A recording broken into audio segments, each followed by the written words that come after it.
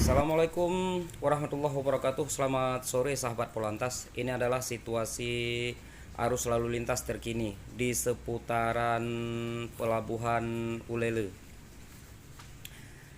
Dan kami himbau kepada seluruh warga Kota Banda Aceh dan yang berkunjung untuk berliburan ke Kota Banda Aceh, bagi yang tidak ada keperluan, agar tidak berlama-lama untuk ke arah Pelabuhan Ulele, karena semua arus sangat macet untuk saat ini.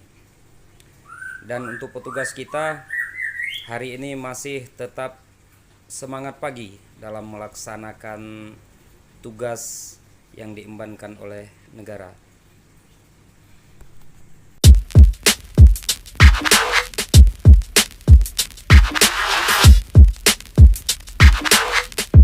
Terima kasih sahabat Polantas Banda Aceh, tetap mematuhi aturan lalu lintas. Salam presisi.